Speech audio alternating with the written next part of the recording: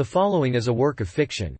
While the following may contain information that may be used in breaking of existing state and/or federal laws, I do not encourage or advocate the breaking of any state or federal law. Please do not participate in illegal activities. If you do, try not to get shot. Pete the Happy Homegrower 1. Amsterdam Sprouts. Peter looked at his books. There were a few of them, he would have to make a list of them later. The seeds that he had placed on a plastic tray filled with moist cotton wool had begun to sprout after a few days, and now they were the ideal length to plant. They were about 1 foot long maximum, most of them smaller.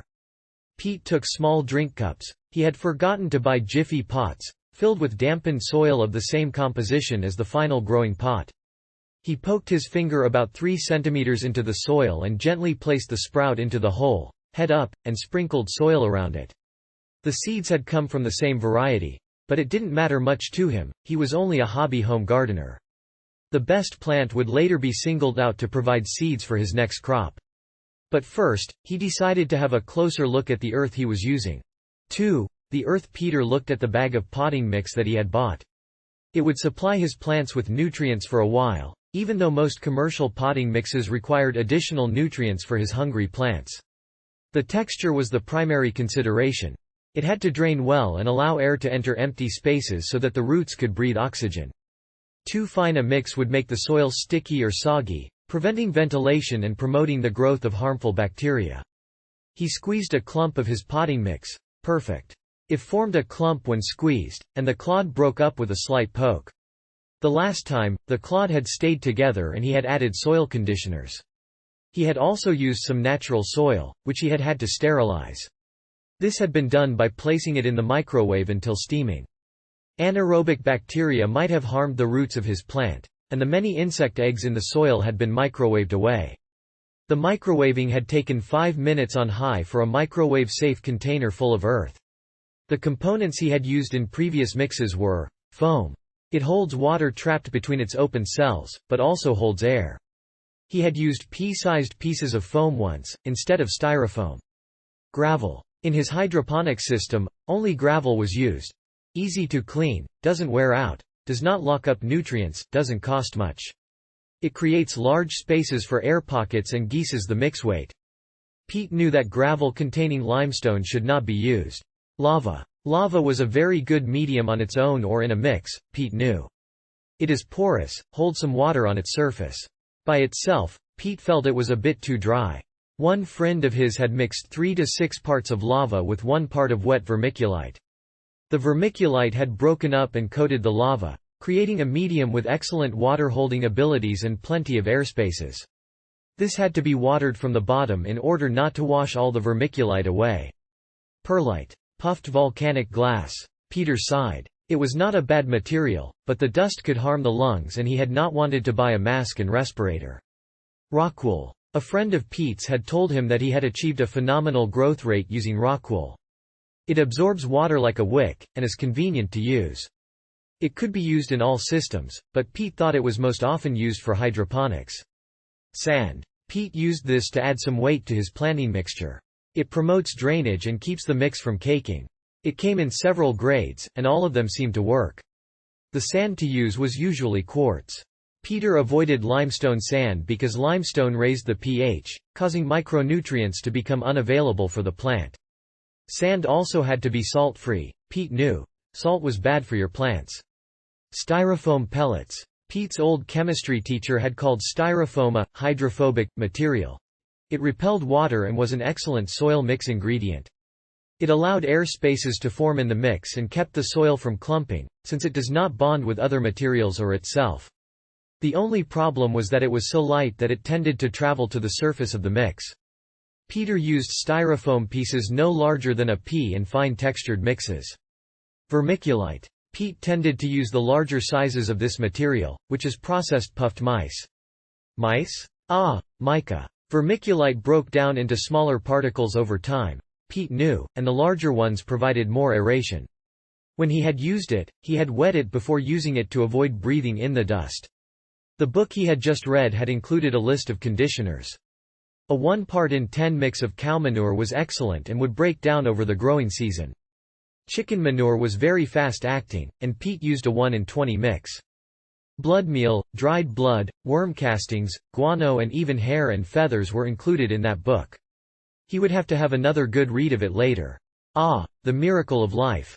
Peter sighed and took another deep drag on his hand-rolled cigarette. The sun was the best light for plants, but his shaggy apartment had no large windows and not even a balcony, and certainly no garden. His few plants were in a back part of the cellar. As he went down, carrying lamps and foil, he could hear a helicopter circling nearby, and praised the law enforcement agencies who kept dangerous criminals at bay. He had heard of thugs with rifles, dogs and bulletproof vests, who had shot people and harassed them because of a small herb garden. Murderers, he thought, and was glad that the friendly police force was always ready to help and protect the citizens of this country.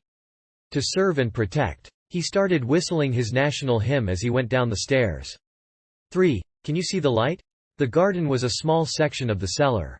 The walls had been painted white, which was a very reflective color and worked about as well as aluminum foil. Heavy foil, hung in vertical strips, sealed the area off and reflected light back towards his baby tomatoes. Light requirements varied with the variety of plants. During the growth period, 1,000 to 1,500 lumen per square foot would do, although the plants could use as much as 3,000 lumen per square foot effectively. The equatorial varieties tended to need brighter light. During flowering, the various plants would need between 2,000, the Indian variety, and 5,000, equatorial, lumens. Peter set his camera for ASA 100 and the shutter for 1/60th second, with a 50 mm, normal, lens. He then set the f-stop, using the manual mode, and looked at the chart. 1/60th second, ASA 100 f-stop footcandles f.464 f.5, 6125 f, 8250 f, 11500 f.16 1000 f.22 2000 and in 125th second, ASA 100 f, 4128 f.5, 6250 f, 8500 f.11 1000 f.16 2000 f.22 4000 Incandescent bulbs and quartz halogen lights were too inefficient to provide enough light. Pete recalled having read that they only convert around 10% of the energy to light. Peter was on a low budget and could not afford professional growing lamps, so he used fluorescents. They were easy to set up, were 3 to 4 times as effective as incandescents, and his plants grew well under them. A minimum of 20 watts of fluorescent light per square foot would be necessary. Pete had read somewhere, and he knew that the more light his plants would receive, the faster and bushier they would grow. Light also improved the tomato buds, making them heavier and more developed. For each foot of width of his garden, he would use 2 fluorescent tubes. He had achieved the best results by using a mixture of tubes with various shades of white light. The light was fixed to a movable bar that could be lowered, and he had carefully mounted reflectors. More fluorescents were mounted on the walls for side lighting. He had read about metal halide and sodium vapor lamps. Maybe sometime, when he had more experience. There were plants, he had read, that measured the amount of daylight per day in order to know the season, thus determining when to flower. As the periods of darkness become longer, a certain hormone level builds up and the vegetative growth stops, and flowering begins. Different varieties of the same species of plant would need different amounts of light, darkness to flower. For this purpose, he had an automatic switch that he could adjust to turn the light on and off. He would let the plants grow under 18 to 24 hours of light for the first period, he thought. Say, 18 hours of light a day for 3.5 months.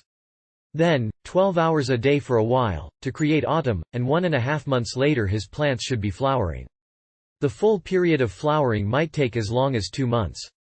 A friend had claimed that days shortened to 9 hours a day of light had brought plants to flower within 6 weeks of germination. They had been rather small though, all flower and not much of that either. The cutback from 18, or more, to, say, 12 hours a day had been quite abrupt, Pete thought. He marveled at the ingenuity of the plant, who had responded to the new regimen without any problems, without showing signs of shock or unusual growth. After a month of flowering, he usually set the daylight period to be another hour shorter, especially in equatorial plants. Also, Peter usually removed male flowers immediately. The female tomato flower tasted much nicer in his herb tea. The desexing was done carefully, as even the females sometimes grew male flowers. One plant would be set aside, the healthiest one, and its flowers dusted with pollen to make seeds. Peter checked the thermometer. Moderate, that was okay. Although the plant could withstand hot weather and cool climates, it grew best between 60 and 85 degrees. Strong light and low temperatures seemed to make the plant smaller, while moderate light and high temperatures seemed to make it higher. Peter had installed a fan to provide his plants with CO2 and to keep the temperature down. The fan was operated by a timer switch, 10 minutes every hour. End of story. The previous story was purely a work of fiction. Knowledge about gardening should be available to the general public freely. I do not encourage or advocate the breaking of any laws, state or federal, however outdated and stupid they may be. Bibliography. Marijuana Grower's Handbook, Indoor, Greenhouse Edition. Ed Rosenthal. Australian edition published by AGUNG Trading, Australia, Thai. Limited. P.O. Box 194, Condell Park NSW 2200, Australia. ISBN 0-932551-00-9. Almost all the background for the short story came from here. Ed Rosenthal writes for High Times. Ed Rosenthal, High Times, 211 East 43rd Street, New York, 10017. I did not receive permission to use quotes from the book, so please go and buy it. It's worth it. Australian Handbook for Indoor Growing of M***J***N***, published by Doug Wakefield, P.O. Box 214, Lane Cove, NSW 2066, Australia. This booklet is very comprehensive and should be okay for the beginner. It costs around $10, INCL postage.